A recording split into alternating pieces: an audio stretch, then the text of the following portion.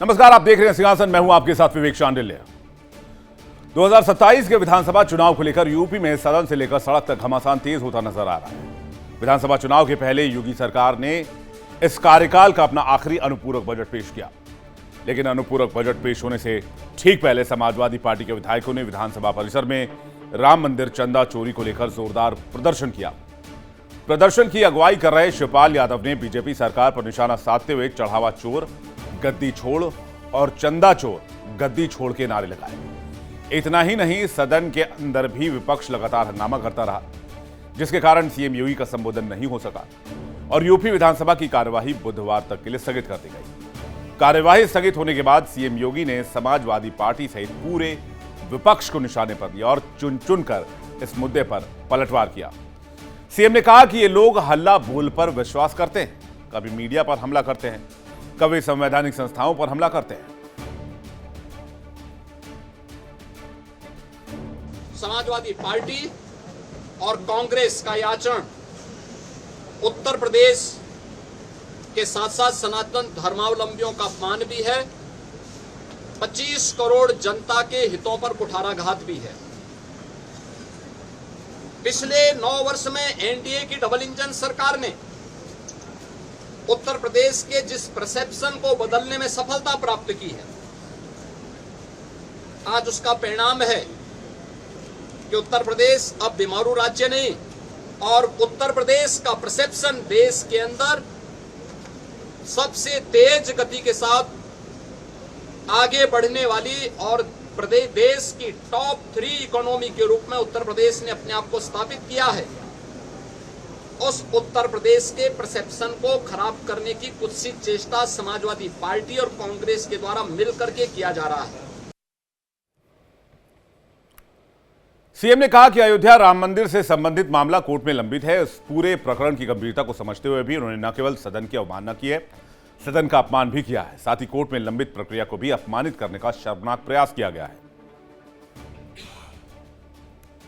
हम समाजवादी पार्टी और कांग्रेस के इस आचरण की निंदा करते हैं। अध्यक्ष पीठ की अवमानना समाजवादी पार्टी के द्वारा किया गया, मार्शलों के साथ मारपीट करने का और उन्हें धक्का मुक्की करने का प्रयास किया गया, यह अत्यंत शर्मनाक है। सदन के अंदर हर सदस्य के लिए आवश्यक होता है कि वह अध्यक्ष पीठ का सम्मान करे और अध्यक्ष पीठ के निर्देशों का पालन करे और कोई भी मुद्दा है वह अध्यक्ष पीठ की अनुमति से वह सदन के फ्लोर में रख सकता है, अपनी बात को वहां रख सकता है। लेकिन इन्होंने पूरे माहौल को खराब करने का प्रयास किया। सीएम ने राम मंदिर चढ़ावे को लेकर विपक्ष के आरोपों पर तीखा पलटवार किया और कहा कि पूरा विपक्ष साधु संतों और सनातन का भी अपमान कर रहा है। अयोध्या से राम जन्मभूमि से संबंधित मामले में जानते हुए कि माननीय उच्चतम न्यायालय में यह मामला लंबित है, उस पूरे प्रकरण की गंभीरता को समझते हुए भी इन्होंने न केवल आज सदन की अवमानना की है, सदन का अपमान किया है, साथ ही माननीय उच्चतम इन्होंने न केवल आज सदन की अवमानना की है, सदन का अपमान किया है, साथ ही माननीय उच्चतम न्यायालय में लंबित और माननीय उच्चतम न्यायालय की निगरानी में चल रही उस पूरी प्रक्रिया को भी अपमानित करने का शर्मनाक प्रयास समाजवादी पार्टी के द्वारा किया गया। राम मंदिर में चढ़ावे के मामले को लेकर समाजवादी पार्टी की जो रणनीति नजर आ रही है और जो विधानसभा में दिखा, उससे एक बात शीशे की तरह साफ है कि समाजवादी पार्टी किसी भी हालत में इस मुद्दे को छोड़ने के मूड में नहीं है। ऐसे में सवाल यह है कि जिस सपा और कांग्रेस ने सालों तक राम मंदिर निर्माण को लेकर सवाल उठाए, राम सेतु को मानने से इनकार किया, कानूनी अड़चनें भी खड़ी की, उनके शासन में कार सेवकों पर गोलियां भी चली और जो दल राम मंदिर निर्माण की प्रक्रिया पर भी सवाल उठाते रहे हैं, अचानक 2027 के चुनाव से ठीक पहले उसी राम मंदिर की इतनी चिंता क्यों हो रही है? कैसे वो उनकी राजनीति का सबसे बड़ा मुद्दा बन चुका है? तो क्या वाकई ये राम भक्ति है या चुनावी मजबूरी? इस खबर का एक और पहलू यह भी है, क्या बीजेपी चाहती है कि समाजवादी पार्टी और कांग्रेस राम मंदिर के मुद्दे पर रहें, जिससे कि उनके स्टैंड को बताया जा सके कि भाई उन्होंने राम मंदिर के लिए क्या किया? बातचीत करने के लिए मेहमानों का एक पैनल हमारे साथ जुड़ा है। अनंत अमित, प्रवक्ता बीजेपी, हमारे साथ जुड़ रहे हैं। अजय वर्मा, नेता कांग्रेस, हमारे साथ जुड़ रहे हैं। डॉक्टर राकेश प्रजापति, प्रवक्ता समाजवादी पार्टी, हमारे साथ जुड़ रहे हैं। सूर्य प्रकाश मैथिल, राजनीतिक विश्लेषक, हमारे साथ जुड़ रहे हैं। आप सभी का बहुत बहुत स्वागत है। सबसे पहले मेरा जो सवाल है वो राकेश प्रजापति जी से है। डॉक्टर राकेश प्रजापति जी, जो मुद्दा आप लोगों के लिए कभी चुनावी मुद्दा नहीं रहा, चुनाव का विषय नहीं रहा, या फिर सनातन को लेकर भी आपका विषय नहीं रहा, उस विषय में एक तो इतनी दिलचस्पी, और क्या ये ज्यादा दिलचस्पी कहीं 2027 में नुकसान न कर दे कांग्रेस और समाजवादी पार्टी को? विवेक जी, समस्या इस बात की है कि भारतीय जनता पार्टी को पास आज मुंह छिपाने के लिए जगह नहीं है। क्योंकि अभी अभी आप कह रहे थे कार सेवकों पर गोली चलने का जो स्टेटमेंट दिया, अब तो कम से कम मीडिया के लोगों को, कम से कम देश के लोगों को ये समझ जाना चाहिए कि कार सेवकों पर गोली चलाने का आदेश मजिस्ट्रेट ने दिया था। क्योंकि अभी इनके एक मंत्री कह रहे थे, जितेंद्र सिंह जी, कि जो दिल्ली में जंतर मंतर पर गोलियां चलाई गई थी, उसका आदेश कोई गृह मंत्री जी ने थोड़ी दिया। भाई, गृह मंत्री कौन होता है आदेश देने वाला? वास्तविकता सही बात भी है। हम तो पहले से कहते चले आ रहे थे, बहुत सालों से कहते चले आ रहे थे। इस चीज को समझने के लिए आज हमें जरूरत नहीं पड़ी, बल्कि भाजपा के नेताओं ने समझा दिया कि गोलियां चलाने का आदेश जो होता है वो मजिस्ट्रेट देता है। तो आज के बाद कम से कम पूरे देश के अंदर ये तो नहीं कहना पड़ेगा किसी भी व्यक्ति को, अगर कोई कह रहा है तो आज भी वो संविधान की अवहेलना कर रहा है, भारत के संविधान की अवहेलना कर रहा है। दूसरी रही बात सनातन की, कई बार मैं आपके यहाँ पर भी बता चुका हूं, अरे सनातनी कौन नहीं है? भारत का हर व्यक्ति, हिंदू व्यक्ति सनातनी है, लेकिन दिखावा नहीं करता। अरे, पूजा करनी है घर पर बैठकर कर लीजिए, चाहे दिखावे से कर लीजिए, उससे कोई फर्क थोड़ी पड़ रहा है। और इस बात को हमारे समाजवादी के नेता माननीय अखिलेश यादव जी और हमारे पार्टी की नेता डिंपल यादव जी अच्छे से बेहतर कोई नहीं जानता है। ऐसा कोई त्योहार नहीं है जिस सनातन धर्म का, जिस त्योहार को मनाने का काम समाजवादी लोग नहीं करते। ये फर्जी हिंदू थोड़ी है।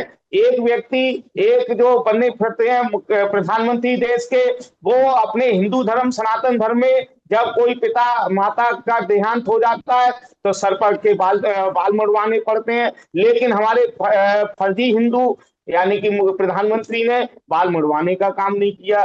दूसरे बने फिरते हैं हमारे मुख्यमंत्री जी, वो भी फर्जी हिंदू है। क्योंकि अगर वास्तविकता में पिता की मुखाग्नि नहीं देने गए, बताइए, पिता की अंतिम यात्रा में शामिल होने नहीं गए, एक पिता जिसने सब कुछ किया होता है बच्चे के लिए, उसके पिता की मुखाग्नि देने नहीं गए, तो कौन असली हिंदू है, कौन नकली हिंदू है, ये आज पूरा देश जान चुका है। और किस तरीके से चढ़ावा चोरी की जा रही है इस देश के अंदर। और क्या हुआ एसआईटी का क्या हुआ पता ही नहीं चल रहा। तो कहते हैं कि भाई आप लोग, और एसआईटी तो सुप्रीम कोर्ट के मामले, सुप्रीम कोर्ट के दिशा निर्देशन में काम कर रही है, नई एसआईटी बनी है। ये कहते हैं कि भाई टोपी पहनने वाले असली हिंदू कब से हो गए? ये कहते हैं कि भाई 30 अक्टूबर 1990 को जो कार सेवकों पर पुलिस फायरिंग हुई थी, उसको बचाव करते हुए मुलायम सिंह ने कहा था कि यह जरूरी था, धार्मिक स्थल की रक्षा के लिए कठिन निर्णय लेने होते हैं। तो वो तो खुद माननीय मुलायम सिंह जी ने, दिवंगत नेता जो थे हमारे, उन्होंने, नेताजी ने एक्सेप्ट किया था कि भाई हमारा फैसला था। खैर, मैं इसका जिक्र नहीं करूंगा क्योंकि वो हमारे बीच भी नहीं है और बहुत वो माननीय मिनिस्टर रहे और लीडर रहे, तो खैर उस पर हमने जाना चाहते हैं। लेकिन पहले जरूरी इंपॉर्टेंट क्या है, क्या ये बैकफायर नहीं कर सकता है कि वो सारे स्टेटमेंट निकाले जाएंगे, सारे फैसले निकाले जाएंगे, सारी चीजें निकाली जाएंगे, मंदिर वहीं बनाएंगे, तारीख नहीं बताएंगे, इस तरह के नारे गढ़े जाएंगे, पूछे जाएंगे, फिर ये भी पूछा जाएगा, मिले मुलायम, काशीराम, हवा में उड़ गए, जय श्री राम, इन बातों का क्या हुआ, ये नारे क्यों गढ़े गए थे? तो मेरी चिंता क्या है? मेरी चिंता ये है कि जिस पिच पर आप आ रहे हो उस पिच पर आपको नुकसान भी हो सकता है, ये कंसर्न है। बाकी आपके जो आरोप है, अनंत अमित जी बताएंगे कौन असली हिंदू है, अनंत अमित जी, फैसला कैसे होगा? देखिए विवेक जी, सर्वप्रथम तो सभी पैनलिस्ट को वंदे मातरम, भारत माता की जय, जय जय श्री राम। अभी सपा के मित्र दो तीन बातें कह रहे थे। सपा के मित्र कह रहे थे कि साहब एसडीएम ऑर्डर करता है। अरे साहब, इसी लोकसभा के मंदिर में आपके नेता राम गोपाल यादव जी ने 21 दिसंबर 1992 को जब कार सेवकों पे गोली चलाती आपकी सरकार, तो कहते हैं कि वो लोग तो सनातनी चढ़ तो गए थे, ऊपर नीचे उतरने नहीं दिया था, उनकी हत्या करवा दी थी। ये कौन कहता है? राम गोपाल जी कहते हैं, आपके बड़े नेता होते हैं। तो ये दर्शाता है कि किस तरीके से सपा और आज जिस तरीके से माहौल बनाने की कोशिश कर रही है विपक्ष, तो ये पूरा देश जानता है कि राम भक्त कौन है और राम भक्तों के ऊपर गोली किसने चलवाई, ये देश की जनता जानती है। और आज जिस तरीके से आचरण विपक्ष ने विधानसभा के मंदिर में किया है, ये आचरण बिल्कुल ही गैर वाजिब है। क्योंकि यूपी के सदन के कई बार ऐसी प्रक्रियाएं हो चुकी है कि पूरा देश जाना है, लेकिन नहीं, आज उनका सवाल ये, क्या वो सवाल भी नहीं पूछ सकते हैं? बिल्कुल पूछे। विपक्ष का कहना है कि राम मंदिर में अगर कुछ गड़बड़ी हुई तो क्या हम सवाल भी पूछ नहीं सकते? हम क्या लोगों के बीच इस मामले को लेकर नहीं जा पूछना होगा ना विवेक जी? देखिए, विधानसभा का स्पीकर एक नियम के तहत, एक मर्यादा के तहत चलता है। आपको अगर सवाल पूछने हैं तो उसमें संविधान में है ना 59 के तहत आइए, आप एप्लीकेशन दीजिए विधानसभा स्पीकर को, उनको समय मिलेगा, आपको चर्चा के लिए शामिल करेंगे। लेकिन इस तरीके से सनातन को बदनाम करने के लिए एक नौटंकी के तहत पार्लियामेंट से लेकर विधानसभा वो अब शिफ्ट हो गए। आज तो विवेक आप कह रहे विपक्ष ड्रामा कर रहा है, नौटंकी कर रहा है। मैं इस पर अजय वर्मा जी का जवाब चाहूंगा। अजय वर्मा जी। विवेक जी, ये फोटो आप देखिए, ये बलात्कारी बाबा आसाराम के साथ नरेंद्र मोदी जी डांस कर रहे हैं। कम से कम विपक्ष के लोग बलात्कारियों के साथ डांस तो नहीं करते। देश के संविधान के सबसे बड़े बैठे हुए लोग। दिखाऊं क्या किसके साथ डांस कर रही थी? भाई मैं बीच में नहीं बोल, देखो साहब विवेक जी, मैं ऐसी डिबेट नहीं करता, ये बीच में नहीं बोला था। नहीं एक एक करके छोड़ रहा हूँ, एक एक करके मैं डिबेट छोड़ दूंगा विवेक जी। अजय वर्मा जी, एक एक करके भाई, एक एक, अरे एक एक करके सुनिए ना प्लीज। अरे अजय वर्मा जी सुनिए, मैं समझ गया, मैं आपकी बात समझ गया, सुनिए मेरी बात। अब कौन किसके साथ? अजय वर्मा जी, अब माचिस तो आपने मारी, आग आपने लगाई, फिर अब काउंटर करने लगे तो आपको दिक्कत होगी। देखिए, डांस करने के राहुल गांधी की फोटो नहीं है क्या? क्लब में डांस कर रहे, क्या बात कर रहे हैं आप? छोड़िए वो सब बात। देखिए और जिस संत की आप बात कर, उनको सजा हो गई ना कोर्ट से। आपको लगता है कि मैं अपनी बात रखूं? मुद्दे पर आइए। मुद्दे पर आप डिबेट करिए। नहीं, मुद्दे पर आइए। कहां जा रहे हैं आप? नहीं, मेरे बीच में अगर कोई बोलेगा तो मुझे बुरा लगेगा। अरे मैंने मना कर दिया, उनको रोक दिया। भाई साहब, आप जवाब तो पूरा कीजिए पहले। अब ब्लैकमेलिंग करने लग गए आप। मैं सारी बात रखूंगा। पत्रकारों को ब्लैकमेल मत कीजिए ना अजय वर्मा जी। ठीक, बोलिए, जवाब दीजिए। फाइल के पर्चे भेज रहा हूं मैं, आपका जवाब। हाथ मजबूत करते हुए दिखा रहा हूं मैं। नहीं, मैं समझ गया सर, आपका जवाब प्लीज। फोटो सुब्रमण्यम स्वामी भेज रहा है, उस पर बात नहीं करेंगे आप। यहाँ बैठ के चंदा चोर बीजेपी का चंदा चोर कहां मिलेंगे बीजेपी के ऑफिस में? ये नारा पूरे देश में 200 सांसद दे रहे हैं। मैं कह रहा हूं क्या है, लेकिन नहीं, इनकी समझ में नहीं आ रही। देखिए, आपने जो बात पूछी है विवेक जी, विपक्ष अपना काम कर रहा है। देश की जनता ने ये तय करा 2014 में कि भाई आप लोग नाकाबिल हैं, हमें सत्ता से हटा दिया। 14 के बाद एक नई सरकार का उदय हुआ, भारत में एक नया सूर्य निकला। इनकी जिम्मेदारी, आप अब 26 की, 24 की, 25 की बात करिए, छोड़ दीजिए 87, 88, 90 इतिहास की बातें। फिर तो आप इतिहास की करेंगे तो फिर मुगल सम्राट, फिर अंग्रेजी शासनकाल, फिर ईस्ट इंडिया कंपनी, फिर गोरे अंग्रेज, और अब ये काले अंग्रेज आ जाएंगे। अब ये पूछना चाहते हैं, चंदा चोरी की ये सरकार जो है, आखिर कब असली चंदा चोर पकड़े जाएंगे? भगवा की जहां तक बात करते हैं, मैं दूसरा फोटो आपको दिखा रहा हूं। ये देखिए, भगवा ड्रेस पहने हुए ये अनिल मिश्रा जी मोदी जी के साथ मंदिर में खड़े हुए। इनके ऊपर मुकदमा क्यों नहीं दर्ज हुआ? पप्पू यादव के ऊपर क्यों मुकदमा दर्ज हुआ है? हेलो, नहीं, आपकी बात आ रही है, आप बात पूरी कीजिए ना, फिर मैं पीछे बोलूंगा तो आप बोलेंगे बीच में टोकता है, बात नहीं करने देते हो यार आप। पप्पू यादव के ऊपर मुकदमा क्यों दर्ज हो रहा है? उसने क्या ऐसा गुनाह कर दिया? भगवा पहनना अगर पेटेंट हो गया है, भगवा कोई नहीं पहन सकता। संत के भेष में हम साधु आसाराम तो नहीं है, संत के भेष में हम चिन्मयानंद तो नहीं है, संत के भेष में हम बलात्कारी बाबा तो नहीं है। हम तो जनता के आदमी है, जनता की बात करते हैं जी। और हम तो उन बेटों की बात करते हैं, बेटियों की बात करते हैं। जो इंस्पेक्टर एक पाड़े में डंडा घुसेड़ रहा था, 3 स्टार इंस्पेक्टर, मैं कहने लगूं गृह मंत्री जी का इंस्पेक्टर है वो। लेकिन ये तरीके गलत है साहब, ठीक है, शासन अपना काम कर रहा। हम तो ये पूछना चाहते हैं, विकास की देश में बात कब होगी? देश की सोशल फैब्रिक क्यों खत्म कर रहे हो? व्यापारियों को नौकरी, युवाओं को नौकरी कब मिलेगी? रोजगार कब मिलेगा? व्यापारी का उत्पीड़न कब रुकेगा? देश में बेटियां कैसे सुरक्षित होंगी? और चुनाव जो है मुद्दों पे लड़िए, चुनाव को हिंदू मुस्लिम पर मत लड़िए। चुनाव को अब आप ये कामर में हम बड़े बाबा के भक्त हैं, हम पूरे व्रत रखते हैं, लेकिन साहब कार तोड़ रहे हैं, एम्बुलेंस तोड़ रहे हैं, बताइए कामर के लोग जरा से उस पे पुलिस को मार रहे हैं। ये कौन सी गुंडई है? अब कह दोगे ये भी विपक्ष ने घुसा दिए हैं वहां भगवा पहनाकर। देखिए इंडिया डेली 24/7 अब आपके स्मार्ट टीवी पर। इंडिया डेली मौजूद है सभी डिजिटल प्लेटफॉर्म पर लाइव और लगातार। इंडिया डेली 24/7 हर दिन राष्ट्र को समर्पित।